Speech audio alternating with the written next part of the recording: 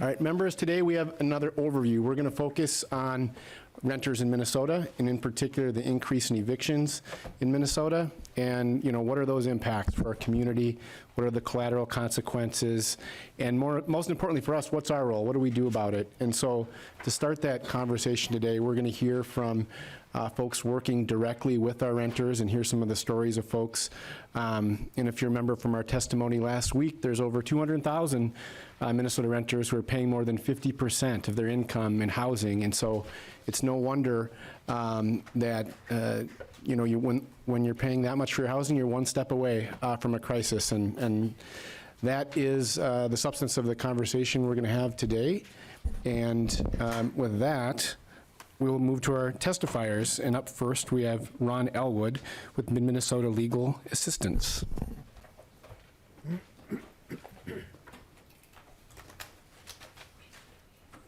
Welcome.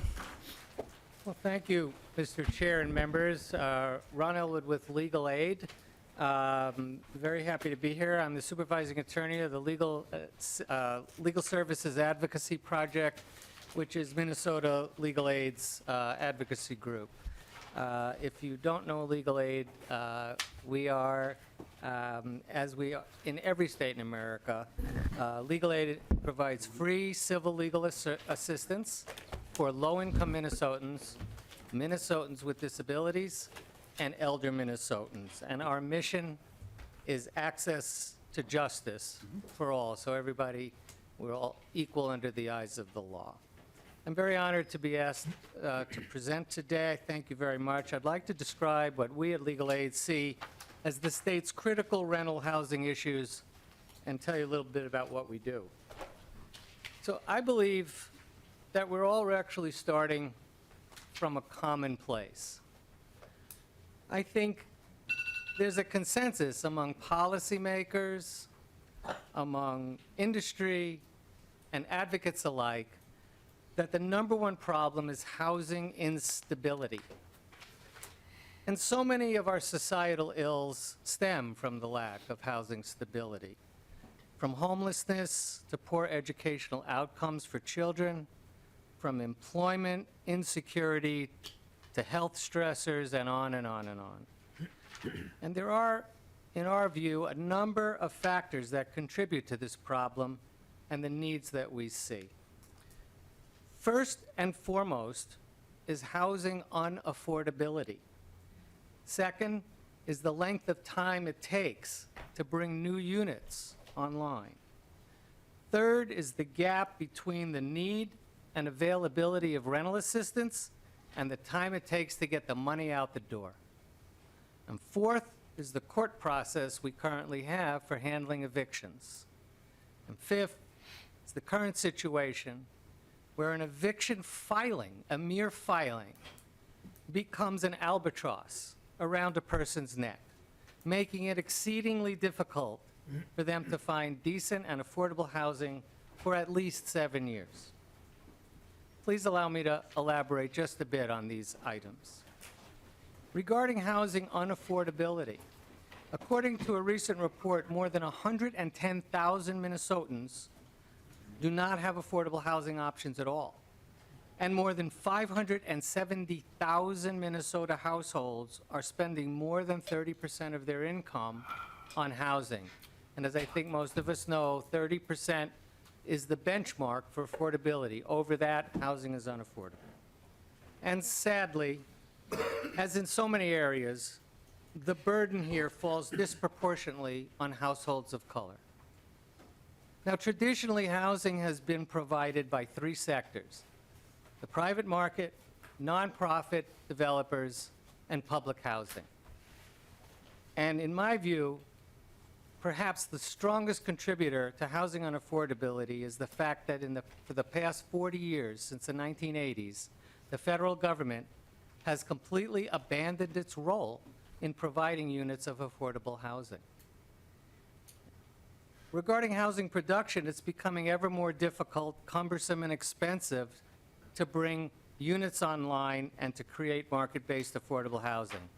Thus, we have a supply-demand curve today where the demand exceeds the supply, and accordingly, there's pressure to keep rents high. Regarding rental assistance, we believe it doesn't reach enough people, and it gets there too late. While it would be great if all working Minnesotans earned enough money to afford their housing, that of course just isn't the case. And therefore, we believe it's an appropriate role for the state government to play in helping to foster affordable housing through rental assistance. But often that application process and the administration of those programs gets bogged down. It's not to say that the agencies don't try their best. They absolutely do. But we need to roll up our sleeves here and figure out how to ensure that eligible applicants receive timely approvals and the money gets to the landlords much more quickly. Regarding the court eviction process, without question, the system needs to timely process evictions where they are warranted. Landlords need to maintain their cash flow, and they need to maintain their properties and pay their mortgages. But those needs, at the same time, need to be balanced with the need for adequate due process for tenants who are facing evictions and losing their homes and have legitimate defenses. Unfortunately, the landlords that legal aid sees most often are typically not the landlords that are members of the Minnesota Multi-Housing Association, but rather these are landlords who fail to maintain their properties, provide substandard housing, and do not own up to their part of the lease bargain. In our experience, tenants often find they don't have enough time to find financial resources, to find legal help, and to be able to assert legitimate and legal defenses. And finally, regarding eviction records. Again, we need to evaluate whether the current system provides the appropriate balance of the interests. On one side of the ledger, landlords and the public's legitimate right to know about who they're renting to is absolutely important. But on the other hand, an eviction filing is merely an allegation, an unproven allegation. But it becomes a scarlet letter, regardless of the outcome or the merits of the case. It follows a person for at least 7 years. Tenants who cause damage or who willfully don't pay their rent absolutely should be flagged. But in a case where the tenant wins in court, or there was culpability on the part of the landlord, or where a person's failure to pay was due not to willful negligence, but because of a job loss, medical bills, or just insufficient income, should that person be denied housing for the next decade? We think at Legal Aid, what we do is try to help folks who are in these situations by providing them with representation and advice when they are facing eviction. These are the issues that we find to be causing the problems that we're seeing in the housing market today. And we look forward to working with the Minnesota Multi-Housing Association, advocates, and all of you to find solutions to these problems. Thank you very much, and happy to stand for any questions. Thank you, Mr. Elwood. Questions? Representative Nash? Thank you, Mr. Chair. Mr. Elwood, just a fast question for you. You had mentioned that you view that the preservation of cash flow for housing providers as something very, very important. Can you share your view, your thoughts on statewide rent control as a negative impact or a potentially negative impact on cash flow for housing providers? Mr. Elwood? Mr. Chair and Representative Nash, rent control is just not an issue that Legal Aid has been dealing with. You know, we represent folks our mission is to represent folks in the courts and facing evictions and deal with the legal beagle kind of stuff. And so I would just say, we just don't have a position on that. Representative Nash? Representative Johnson? Chair Howard, Mr. Elwood, there's a couple different things I'd like to get into. First of all, dealing with the eviction process. I've actually served many eviction notices, and it's generally because of a non-payment of their rent. My county instituted a policy where you had to give it a notice of intent. And and most of them were not in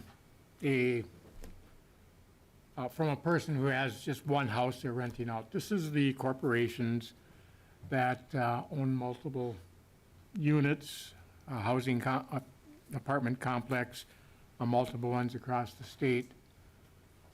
So what they ended up doing, instead of waiting the 10 days and working with them to try to get the rent taken care of, the day after it's due, they're sending a letter of intent, trying to get it taken care of. As soon as possible, they're filing the papers in the court for eviction, we go out and serve them. And I've done it for years. The worst is when you get finally to the fourth and final notice, which can be 12 months down the road, where we physically remove them from the property. But it can take up to 12 months to actually get somebody evicted from a residence or from an apartment. And that's happened numerous times because it takes that long through the court system and the 3 or 4 times they have before they get to that final notice. I understand the issue where it's an issue where it's on their criminal history scope, or their criminal history, because it's in the all those court filings are public information. So how would you suggest to resolve the issue where a person can live there for 12 months after they've gone a month or two without paying their rent, where the property owner still has all the bills, has to do the maintenance, take care of everything, pay their property taxes while not receiving any funding from the person renting in the property, and possibly losing the property in a foreclosure process because they don't have the funds to pay because the person they're renting to isn't paying their rent? How would you handle that situation? Mr. Elwood. Mr. Chair and Representative Johnson, and by the way, it's really good to see you all in person again after many years. This is the first hearing we've been at in the House, and so it's nice to see you all. I'm a little unclear about the scenario you paint, because if you're referring to the backlog that has been built up based on with the eviction moratorium and now that the courts are facing and the length of time that it's taking, I think that's a frustration for everybody. And I know the courts, at least in Hennepin, have been scheduling, dozens and dozens of hearings a day to try to clear that up. In terms of, all I can say is under 504B, Chapter 504B, which governs landlord-tenant law, as you well know, there is a specified period of time. There are time frames for everything. So there's once the notice, now the notice of intent is something we don't have statewide, but obviously we have in some municipalities, as you're referring to. So that's a different question, because that's not under 504B right now. But as soon as that summons is served and the clock starts, you get into the hearing has to take place within 14 days, and so the court can certainly extend that, but the hearing can be held the very same day that you make your first appearance. So the 12 months, I'm not exactly sure how that, under the current procedure under the statute, that would be pretty unusual in our experience. In our experience, it's a pretty rapid move from the time the summons is served until the time the court hearing takes place, and then the writ is issued for no more than 7 days. So once the court hearing takes place, the person can be out within 7 days. And I know you as the sheriff, you're the ones that go in kicking them out. So you know that that happens very quickly after the writ is issued. So I'm sorry, I mean, I'm not quite sure how that kind of can take so long. Representative Johnson. Sure, Howard, Mr. Elwood. You have your first hearing, you get the thing, you get it served. It might take 2 weeks to serve it. Then it's, within 10 days, you have your first hearing, if you request it. When you go to that hearing, you're given 30 days to vacate. You don't vacate. We are now at 2 months. Then you have to file the paperwork again. It might take 2 weeks to, 2 to 3 weeks to get the paper served because you have to find them home. And they have 2 weeks to get to the hearing. They have 30 days to move out. That's 4 months, maybe 5. It's not till the 4th time where the judge gives us the sheriff's office the order to physically remove somebody. That can take up to 12 months. I know that because I've done that multiple times. This theory that you get an eviction notice for the first time, you have to move out immediately is false. There's many things in place that can play. You can talk to the judge, you can get assistance. Most landlords, or I should say most housing providers, work with the people. Which brings me up to the second part where you talked about the places that are in disrepair. I just checked. Both Minneapolis and St. Paul require licensing to license out, even if you rent out a bedroom in your home, requires a license. If those facilities are not up to shape, I think maybe legal assistance should go after the cities of Minneapolis for not doing their duties. Because they're the ones that are required to inspect and regulate and make sure that these facilities are up to snuff. It's not up to the renter, but it's up to the city and the jurisdiction that's doing the licensing that is required to make sure that the property is in satisfactory condition. It's not up to the state of Minnesota. If a city does a license, it's up to that city. I had one question for Mr. Elwood, and then we have some other folks, but you mentioned sort of the backlog, and I'm curious about, from your experience with, what is sort of the volume of renters that you're working with look like? You know, we've been through this upheaval in this entire system through the global pandemic, with an eviction moratorium, significant federal resources, then just all kind of went away. I'm curious from your perspective what you've sort of seen and what you're seeing currently in terms of that volume, in terms of Minnesota renters who are falling behind and potentially are in the eviction process.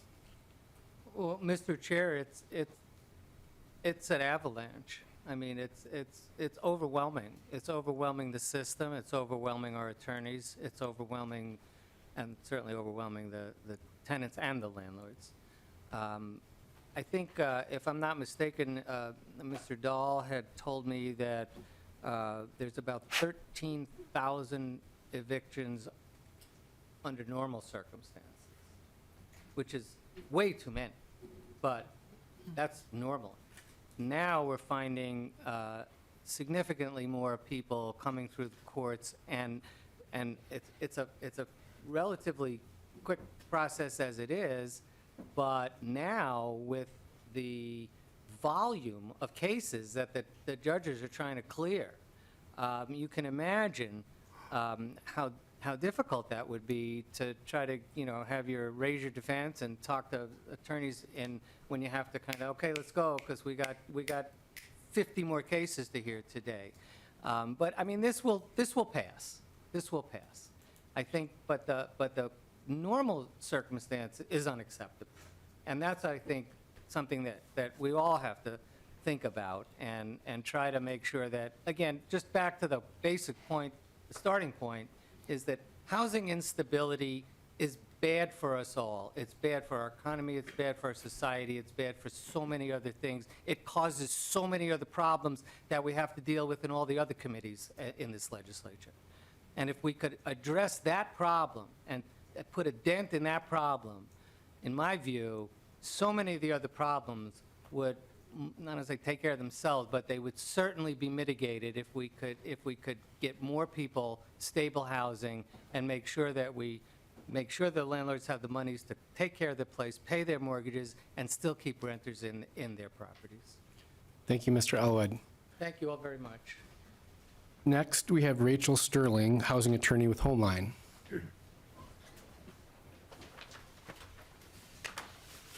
Hello. Ms. Sterling, thanks for joining us. Absolutely. I have a PowerPoint, so let me Great. get that sorted. I'm both a visual and auditory learner, so I try to be accommodating for them and others. Thank you. All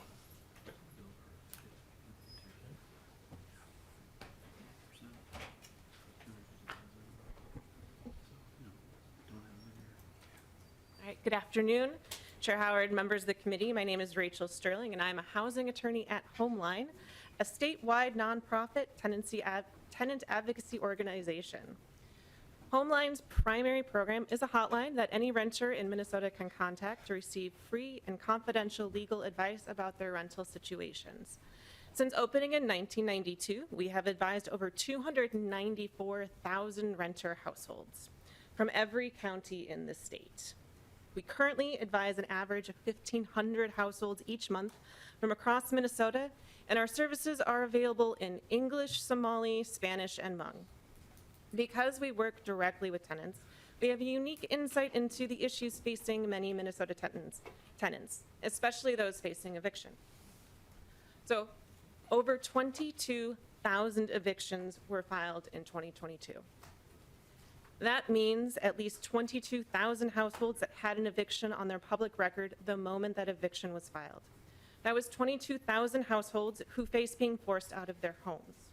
That was 22,000 households that struggled to maintain or find quality affordable housing where they felt safe and secure, and potentially would struggle with that for years to come. To put it a different way, that is an eviction for 1 in every 30 renter households across the state. That is also roughly a 69% increase in eviction filings since 2019. This is a crisis and has been a crisis for years. So 2019 was the last normal, quote unquote, year we can compare filing numbers to. So in 2019, there were around 13,000 residential evictions filed in Minnesota. From 2020 to 2021, the eviction filings were much, much lower due to restrictions at both the state and federal levels. So in 2021, the Minnesota legislature passed the eviction moratorium phase out, in part to help delay a deluge of evictions being filed all at once. And to a large extent, it worked. After the phase out legislation took effect, there was a steady but moderate increase in evictions filed from month to month. And as we expected, as the restrictions were slowly phased out. But the last restriction phased out, where the red arrow is, June 1st of 2022. So as you can see, there was a significant jump in evictions filings at that point, but they just really have not slowed down since then either. So the deluge is here, and frankly, we have an even bigger crisis on our hands than we did before. So to be clear, the eviction crisis didn't start when the phase out expired. It's been going on even before the pandemic, but before the pandemic was even a blip on the World Health Organization's radar. But it's here still, and it's bigger. So every eviction is a crisis for a household, and Homeline serves as a resource for those households facing such crisis. So in 2022, Homeline took 5,684 calls about evictions. So that's a 180% increase from our call volume in 2021, which was also a record number for us.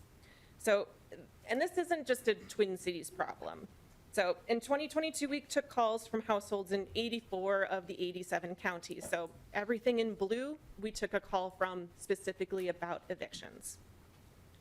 So A disproportionate number of those callers identify as members of the BIPOC community, and a majority of the callers indicate that they are considered low income under the HUD income class guidelines.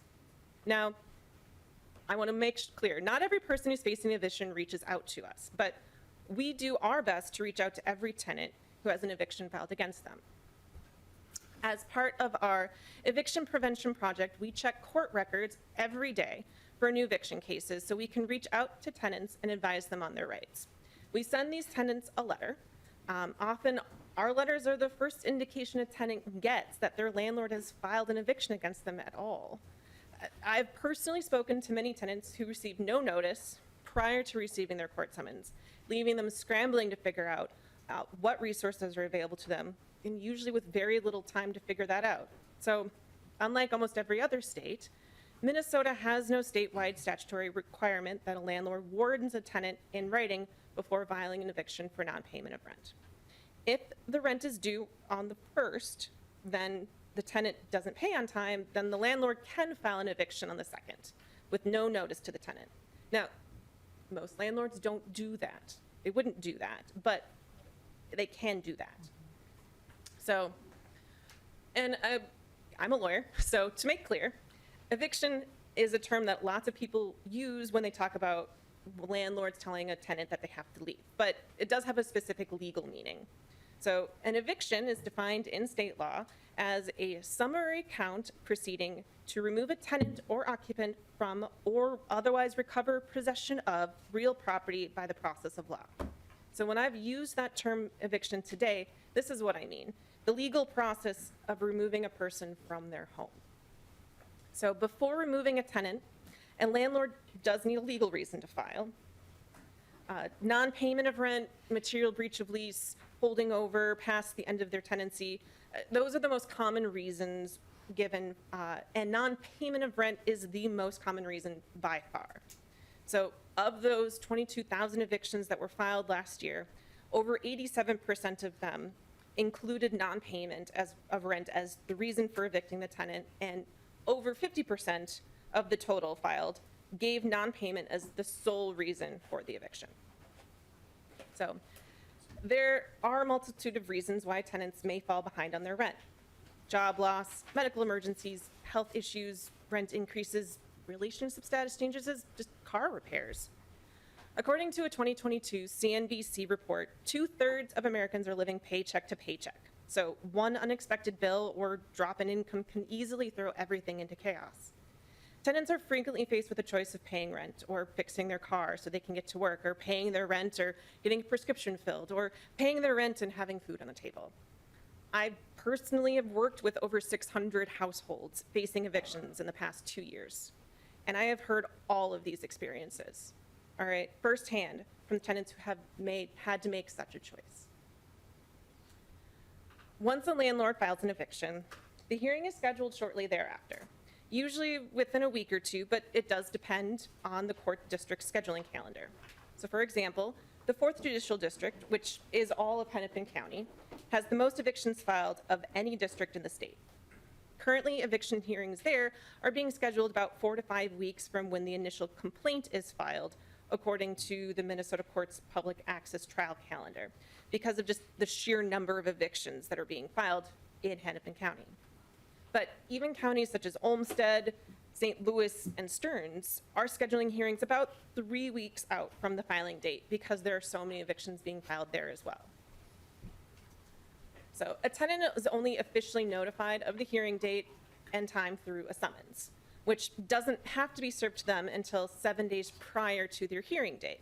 So as mentioned, often our letter is the first indication a tenant has that an eviction's been filed, and it takes time for them to apply for resources, to gather the necessary information, and to just process the magnitude of the situation.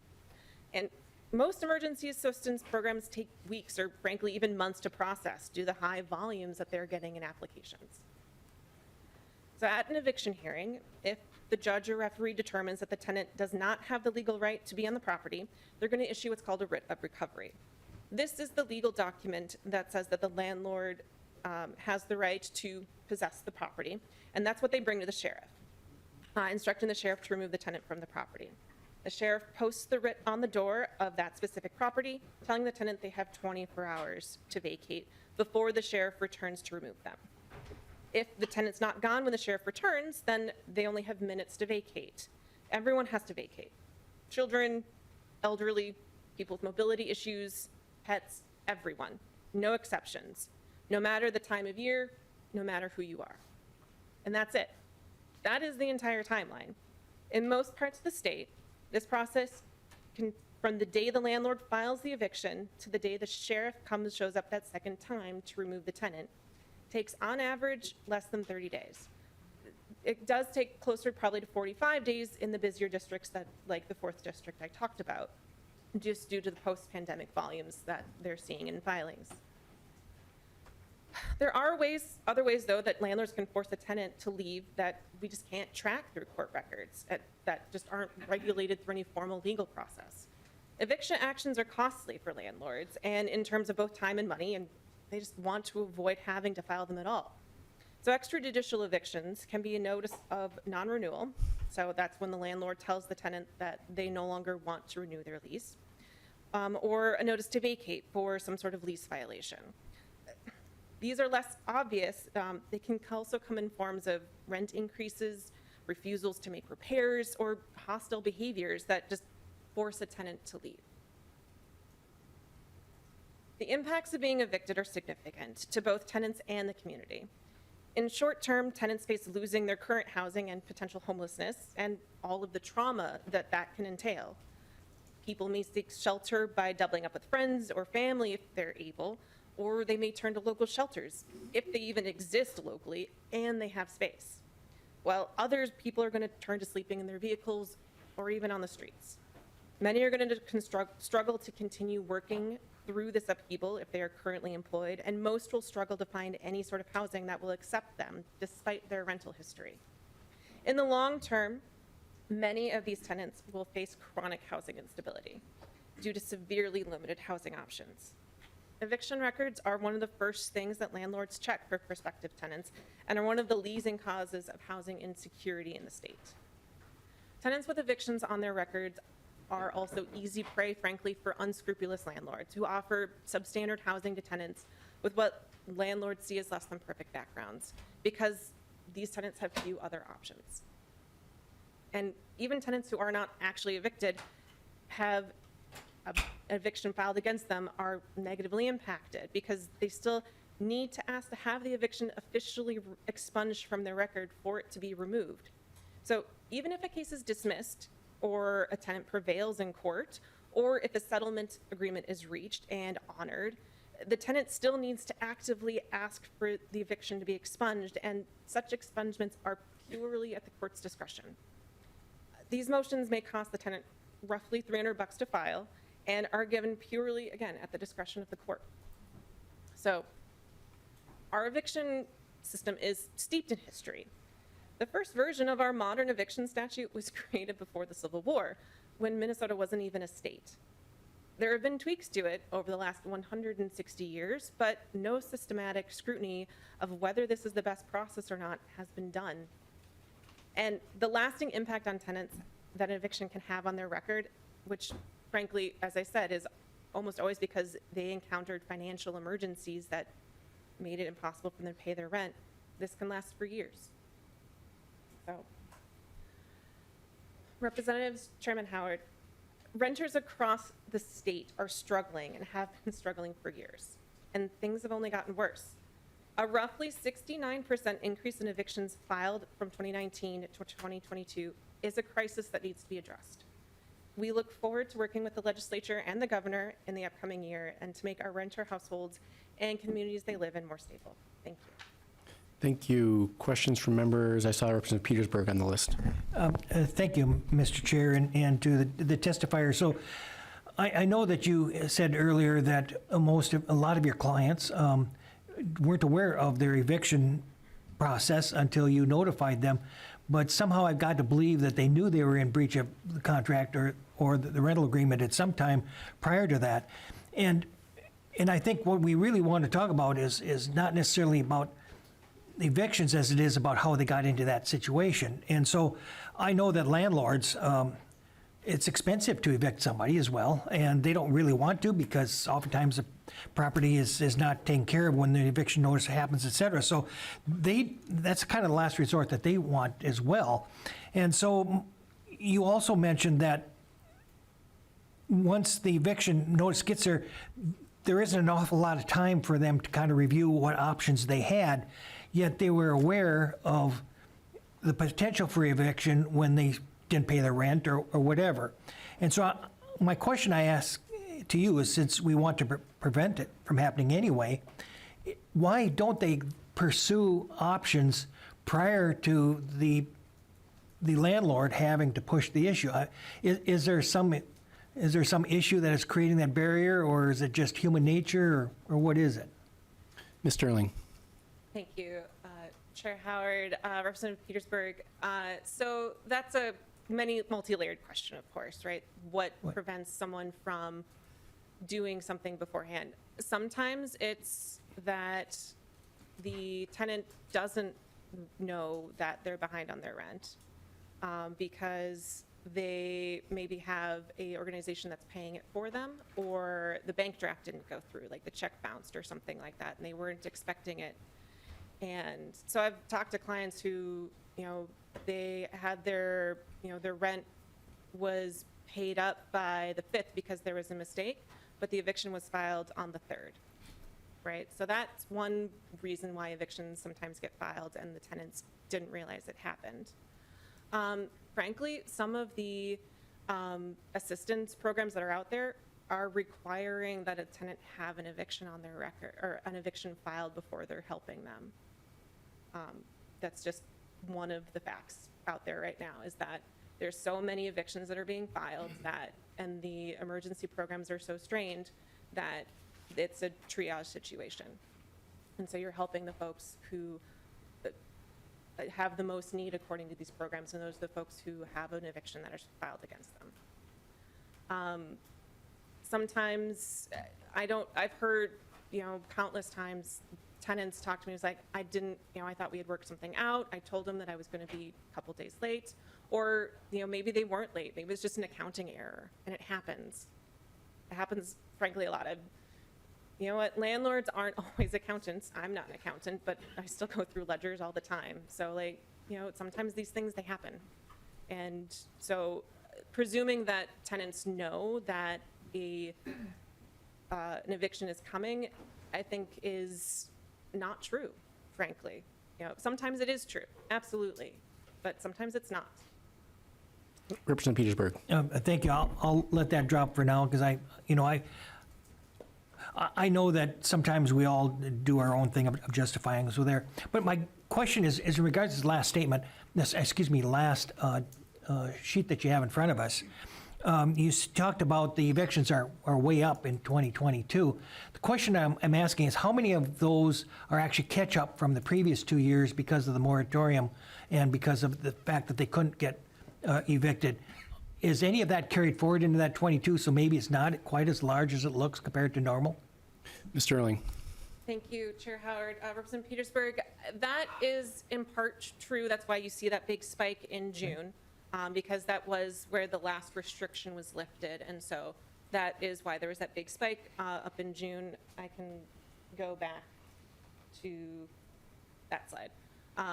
But beyond that, though, you would have, once the landlord could file for those things, you would expect that it would kind of, go back down to at least normal rates, which is about $1,200 a month or so, give or take. We're not seeing that. Obviously, this December was back up to $1,900. At this point, January is looking to either meet or exceed that number, frankly. So the numbers just don't pan out that way. Thank you. Representative Kozlowski. Thank you, Chair Howard.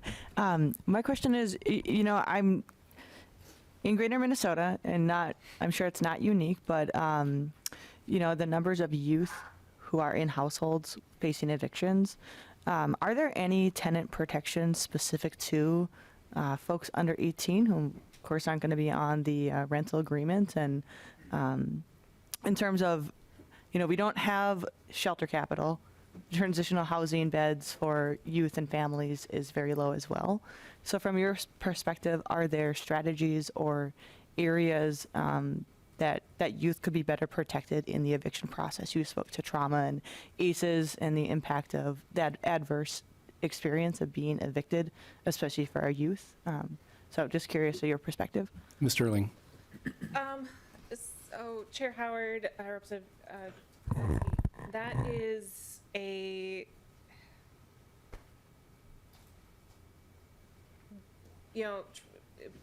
homelessness, housing instability, it's traumatic for just about anyone involved, but, especially for kids who are being, taken out of schools or shifting around, may not be able to have the stability that they need to be able to grow as people.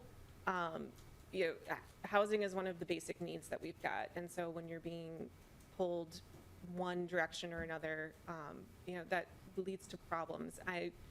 As we don't have any particular specific policies in place for taking the life considerations into account like that.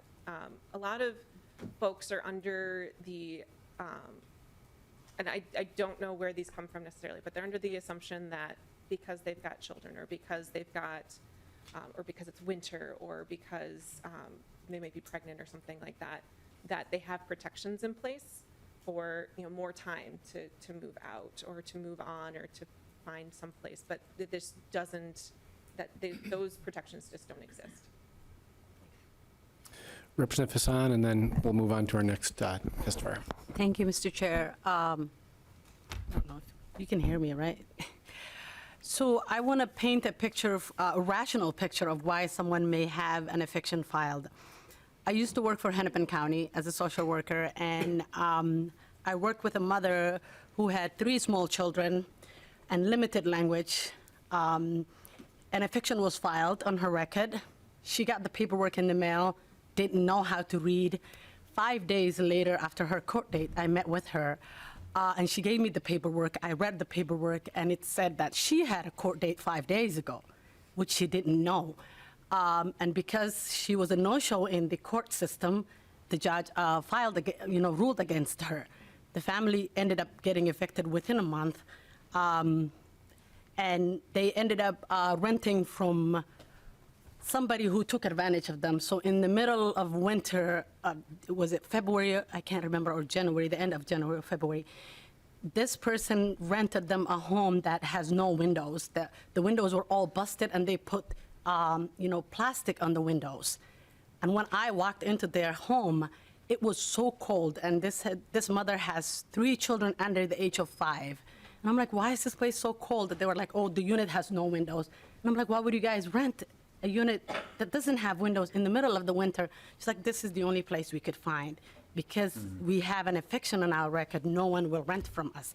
And that is a reality and what's happening on the ground. So to think that, everybody knows that an eviction is filed, that everybody should be aware that it's not, that's not the reality out there. There are, for so many different reasons, people may not even know that there's an eviction filed, and by the time they know, it might be too late to have any remedy over what's going to happen to them. So thank you. And thank you, Ms. Sterling. Next up, we have Brittany Walker, Case Management Assistant in Housing Stability with Hennepin County.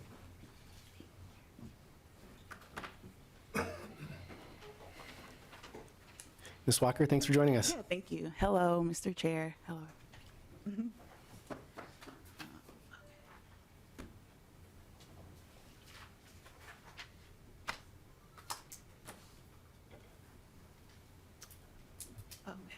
So my name is Brittany Walker. Can you guys hear me?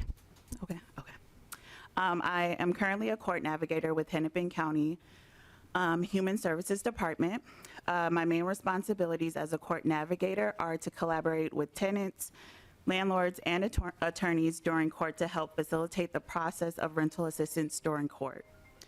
I also help staff the state's only tenant resource center, where Hennepin County residents can call to get help when their housing situation becomes unstable. The process that the tenant has to go through consists of receiving a letter that the landlord has filed an eviction.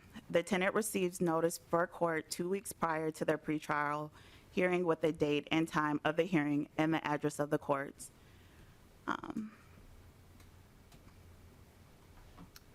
Prior to 2023, changes in Fourth Judicial Court procedures requiring in-person attendance at housing court, tenants were able to log into a Zoom meeting, which made court a lot more accessible for the tenants to not miss their court date.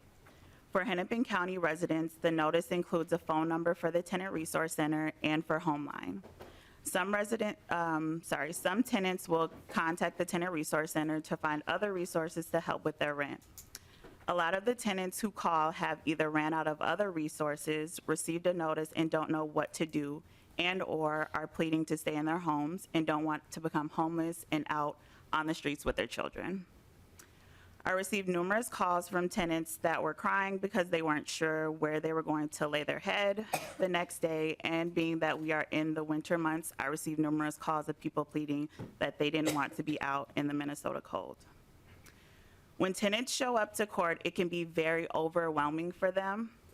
Now that we're back in person, I witnessed that a lot. We had, I think, 35 people on the calendar. Maybe 28 of those defaulted, and like the previous person stated, those defaults pretty much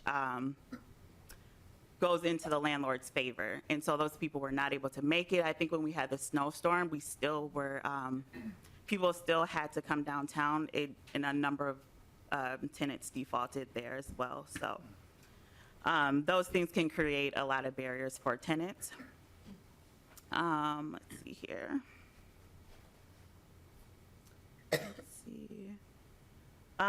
So the court clerk will ask if they want to speak to rent assistance and/or be screened for a free attorney. For most tenants, this is their first time ever being in this situation, so most times they don't know what to say or even advocate for themselves, and sometimes maybe they have had a bad experience with the judicial system, so coming to court is a major stressor for them. They're in a position of possibly losing their housing if they don't come up with an agreement with the landlord or have all the back rent right then and there. There are a lot of moving parts in court, and if you do not pay attention, there are a lot of things that could be missed. The tenant is sent to a room where they can discuss their case with an attorney if they qualify, and then the attorney will reach out to us to connect with the tenant.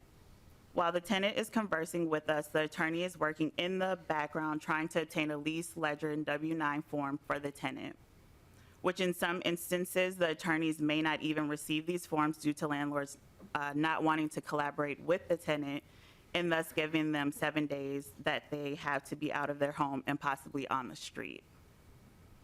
As you may know, 7 days is the earliest landlords can request back payment of rent before issuing a writ for removal of the tenant. Most landlords request payment within 7 days. And I do rent assistance, and that's just nowhere near possible. We can try to give a letter of guarantee, but even still, like, landlords may not want that. So most of the tenants that I help come into the room confused, frazzled, sad, stressed, and/or angry about the situation. A lot of tenants were just in bad spots where they may have lost their jobs, had a death in the family, or had some mental or physical health issues going on that prevented them from working full-time or not at all.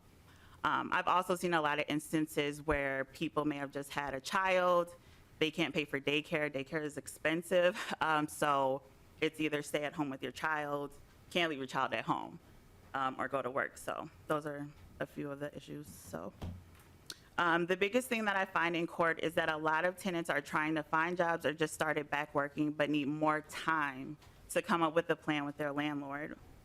The tenants always want to come up with a solution to pay their back rent, but they just need time, and when it comes to housing court, most times time is not on their side.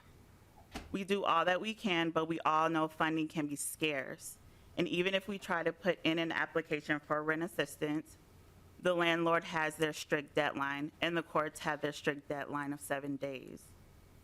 In some of these instances, when that clock hits 12, there's the harsh reality for some of the tenants that they will have nowhere to go in 7 days. They will no longer have a home to go to for them and their children. With the way courts move so fast, a lot of people don't even understand what happened. The one time that I hear relief from tenants is when they get a chance to tell me their story, or we put in an application for rent assistance. But once again, that doesn't mean that it solves all of their issues, because they could be out of the home in 7 days no matter if they put in an application. And in some instances, we'll still pay like back rent and things like that. But like during court, a lot of the attorneys or the landlords, they'll still want the tenant out. The current issues that I see is time when it comes to these cases. The 2 weeks notice prior to court date is just not enough time for a tenant to try and reach out for other resources. A lot of tenants that I encounter have been looking for resources prior to the 2 week notice, but it's all a process with reaching out to community agencies for help. Some tenants don't understand what will happen at court. Some tenants don't understand that they must show up for court or their case will default. At court, there are 3 hours allocated for attorneys and rental assistants to see 35 tenants/landlord situations to be negotiated, in which a majority of these cases come up with a settlement agreement that require payment in 7 days. Rent assistants can rarely make payments in 7 days due to the need to verify income, landlord payment information, and amounts owed. Even after payments are made, the landlord often asks the tenant to vacate the unit. The underlying issue that I see is that these tenants don't know their rights. They are not allowed enough time to round up the funds that they need, and the lack of compassion and understanding of their situation, which most times it's out of their control, as to why they can't pay their rent at the time. The most I can do is hear them out and hope they are eligible for rental assistance. I would like to reiterate that time is not on these tenants' side, and if we could allow more time, there will be less people out on the streets homeless, but we will continue our efforts to keep these individuals housed with the right amount of support from us in our community. So if you have any questions, I don't have all the statistics, but I have experience. So if you have any questions. Thank you, Ms. Walker, and thank you for helping put ourselves in the shoes of Minnesotans facing this challenge. Are there questions? Representative Bajaj. Thank you, Mr. Chair. I just want to ask a clarifying question, if you could, for us. Kind of walk us through the timeline of emergency assistance from when a tenant might reasonably know that they could be facing eviction, or maybe once they get the summons, because I believe that's a requirement to receive emergency assistance. So if you can just clarify that timeline a little bit for us. Yes. So before we had like in-person court, we had like drop-in centers for court. So they got the summons, and at that time, I think we had funding as well. So they could come, attend, speak to mediation, legal, speak to rental assistance, just to see if they qualified or were eligible to apply for rental assistance. So they would get that notice from Homeline. They would call the drop-in sessions, and we would put in an application ahead of time to get ahead of it before court. And then just making sure we can try to reach out to the landlord, get the lease ledger W-9. Sometimes that takes a while to get a W-9 form, so sometimes that holds that up. So I would say when we have funding, before, I know when we had the moratorium, it was taking longer. When we get these random spouts of funding, it could take maybe a month, give or take, if we get ahead of it and get enough time. So it's just about the individual, if they get the notice, reaching out to the Tenant Resource Center, getting a hold of me or my coworkers, putting in an application if they qualify. I still reiterate, go to court, because they just really think this is going to solve everything, but not knowing their case could default and it just won't go in their favor. So I try to educate, try to give them information about legal, things like that. So I would say for us a month, give or take, to get payment. The sucky part about it is we'll still make the payment, but they'll get the settlement agreement. The attorney doesn't want to, or the landlord doesn't want to work with them anymore, and they're out on the street even if. Vice Chair Bajaj. Yeah, thank you so much for kind of clarifying that for us. I think, as Rep. Hassan had alluded to, there's a lot of reasons why people may not necessarily understand the situation that's happening, nor the steps to get support And then even when they do reach out for support, we're still having to wait a long time. So I think, this committee will probably take some time to try to figure out how we can mitigate some of that, but thank you for sharing. Representative Cha. Thank you, Chair Howard. Brittany, what's the average cost of attorney fees and court fees for these tenants? So usually with emergency assistance or rental assistance, we'll try to cover their fee of $372. But say if they've gotten a filing before, it adds up. And sometimes landlords will bring them back to court just because they didn't pay those court fees. Everything else is taken care of, but sometimes they'll bring them back there just because of that. But court fees can double, triple, just depends. And sometimes on the ledger, you can't even see the ins and outs of what those court fees are. So that's another discrepancy there. So yeah, I mean, and also too, sometimes landlords will lock even their portal from people even trying to pay anything. So I try to tell people if they do call me, like, hey, save that money, still go to court. Just trying to like educate them on that piece, but yeah, so. Representative Cha. Yes, and is it true in most cases, a lot of time the landlords are represented by attorneys where the tenants are representing themselves? Yeah, so, yep, a lot of the landlords, they have an attorney that will represent them. The thing with court, if they qualify, some people, they kind of hear what they want to hear. So if a tenant comes to me and they're like, hey, I need help with rental assistance, I'm like, hey, did you ask for an attorney?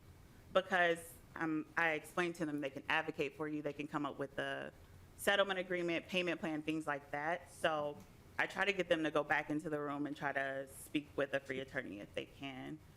But most times people will ask for an attorney, but you do get the majority of some people that are just like, I can represent myself, and it doesn't turn out in their favor, so. Good. Yeah. I'm good, thank you. Representative Cha. Good. Representative Dotseth. Thank you, Representative Howard. Quick question I would have is, how many of these situations are repeat scenarios where they've been back from prior situations? That's a good question. So I don't have the statistics, but I do see a good amount of people that do come back. And that's when my case management assistant mind kicks in like, hey, you do need to start looking for a job. Here's these other resources. Call the Tenant Resource Center after court, and we can connect you with X, Y, and Z. So, I mean, when COVID happened, we had the rent help. People used up that amount of time. So even still, when we do get other funding, we look at those things as well, as far as if we can assist them with future months, things like that. But we do know that, hey, like if you do need these other resources, we will give those to you and try to help you and connect you with other people to try to get a job, find maybe other housing, things like that. So yeah. So Representative Dotseth. percentage-wise, would you say it's, what would be the percentage-wise of repeat situations? That's a good question. Ms. Walker. Ballpark, maybe? Ballpark. What- Okay. And potentially, I know we have some other folks Yep, I coming up too. There might be someone that could. Maybe, we've got yeah, a- 'cause I don't we got a few more wanna throw people that we want to another get to one. too, so. Very good. Is that okay? All right, and we have two more, Representative Johnson and Representative Nash, and then we'll move on to our next testifier. Representative Johnson. Chair Howard, members, that's a bit of information. My wife used to work in property management as an accountant. But just so you're aware, when a landlord does the eviction process, by law, they're required to use attorneys. Representative Nash. Thank you, Mr. Chair, and to the testifier, or possibly even Representative Hassan, from your previous experience. You said when folks can't read what the notice has been because it's probably not in their native language, how often is that happening? Because I think that's kind of ridiculous. If we're gonna, if the process involves notification legally, and we're putting them through the process to find a legal outcome, it seems to me that it's incumbent upon the court system or whomever issued that to find a translator. How often is that happening? And yes, I ask a lot of gotcha questions. This is not one of those. So, I mean, help me understand that, because it makes my head want to explode. I'll first go to Ms. Walker and see if she has some experience with it. Yep. Yeah, so the most that I see, like during court, we can get like a Spanish interpreter or a Somali interpreter in those rooms. But as far as beforehand, I haven't come across that situation, but I know it exists. So we try, I guess, with Homeline, sending out their letters saying that we can't like reach out to this number. Or sometimes I'll have people that have children in the home that might be able to read English. They can translate for them or try to help them out, but I guess it's still a barrier. So, I mean, yeah, by the time they get into court, they probably don't even understand the process, but we do try to advocate for interpreters, things like that, so we can explain the system. But I still think it misses the mark with someone that English may not be their native tongue. I mean, it's the same across the board sometimes with people understanding kind of what's going on in court. Follow up, Representative Nash? Yeah, and again, a question not knowing the answer, but I'm an IT guy. If when we're filling out an application for rent initially, is there not a data element for collection of languages read or spoken? Because if that's not the case, that's stupid also. It's an IT fix that is not mind-numbing in any way, shape, or form. It's adding a data element and then filling the data element with, data. Yeah. Ms. Walker. Yep, so we do have a database. I think since we don't do the rent help applications anymore, we're doing applications right then and there in court, but I guess we could obtain back, exactly.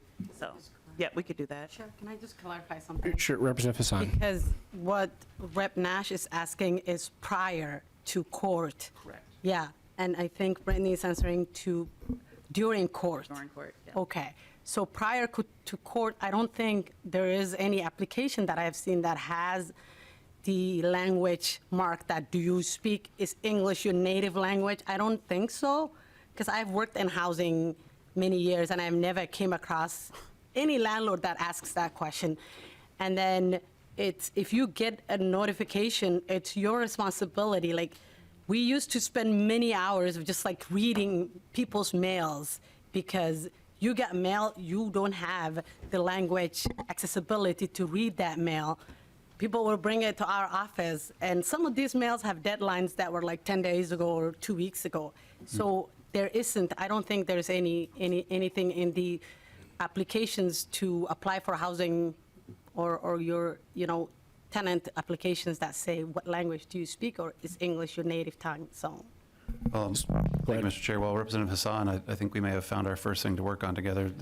Again, I speak multiple languages and I've lived overseas. When I applied to live in the place I did speak their language and I speak English, but there were questions like, which language would you like to speak in? It seemed like a fairly pedestrian thing, and IT being what it is, it's literally adding code to bring in one new data element and add a flag for what that native language is. And then if you're having to go through the eviction process, you can send a query to the database, find out what language that's in, and print a letter in that language. This is not difficult stuff. Thanks, Representative Nash. And thank you, Ms. Walker. Next up, we have Catherine Banbury, a tenant organizer with Homeline.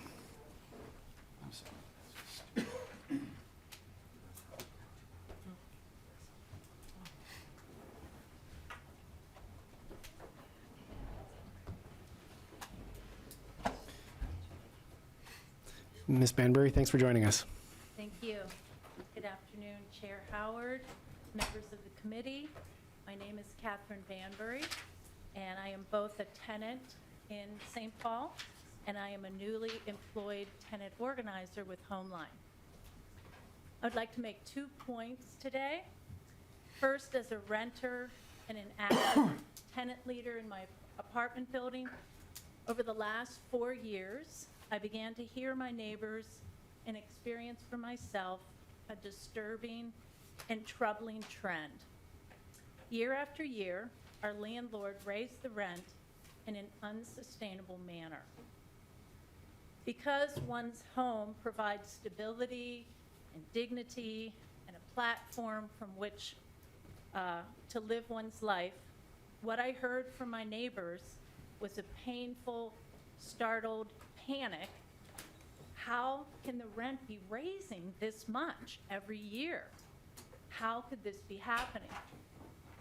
Many of my neighbors are elders and living on a fixed or limited income, and at the same time, many are also working part-time, low-paying jobs to make ends meet.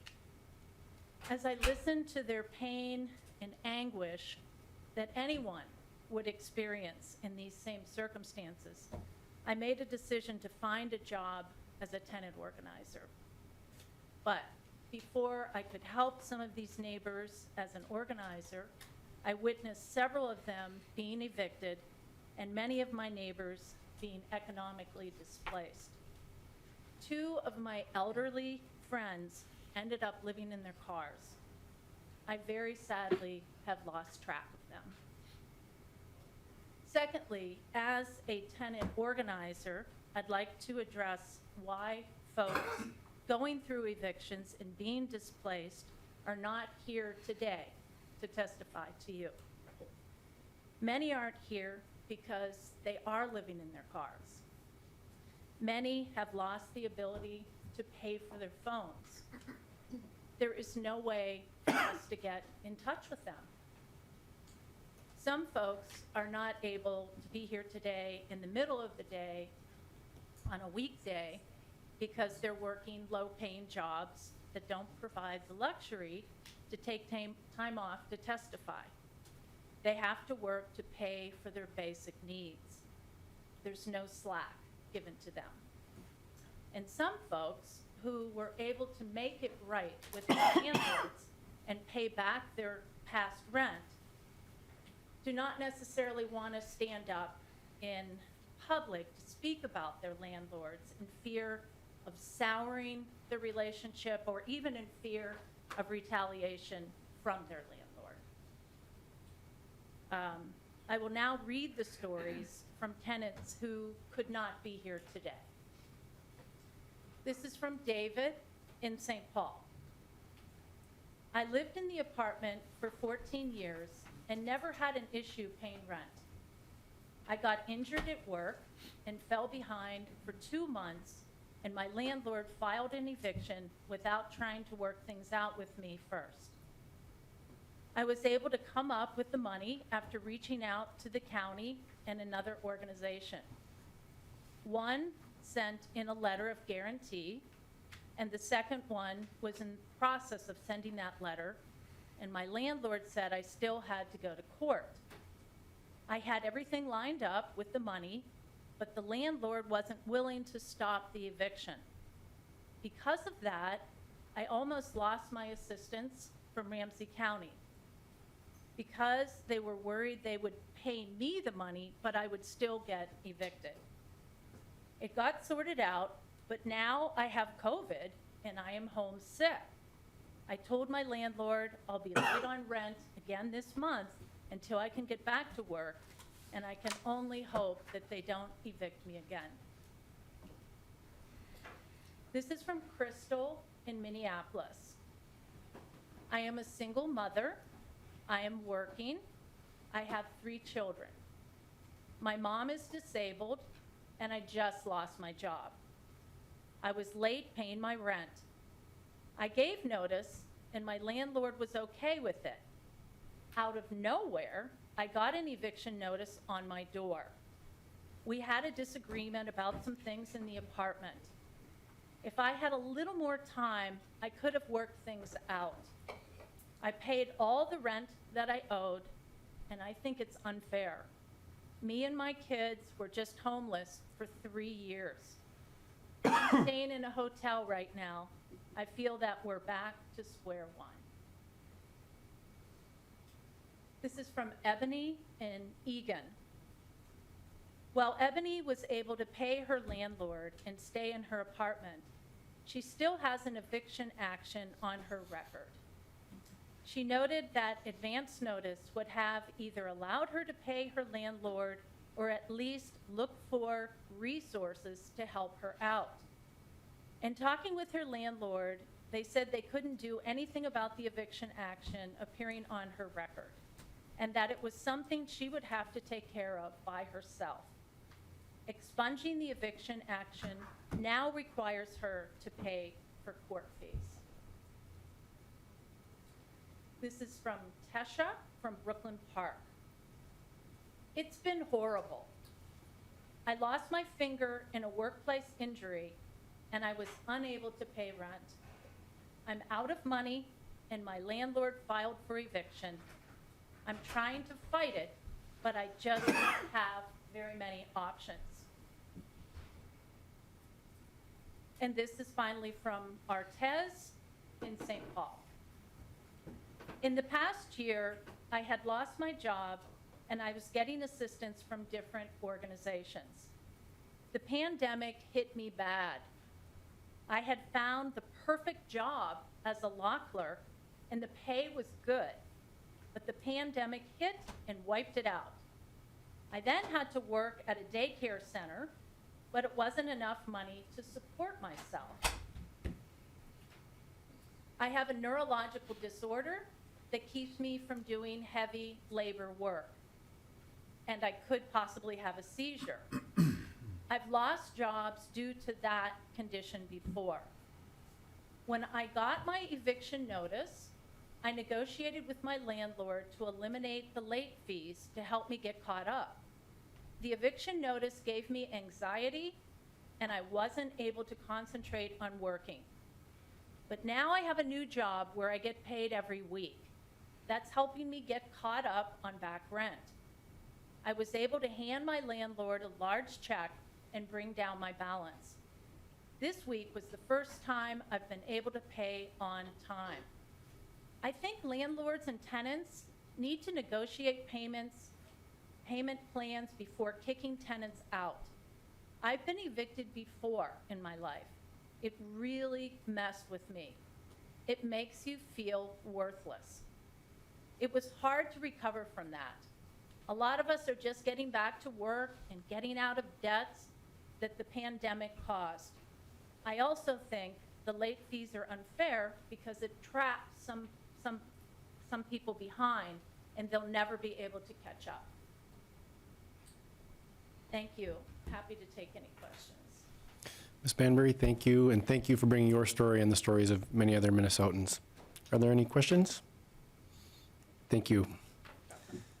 Next, we have Jafar Khalif, an organizer with New American Development Center.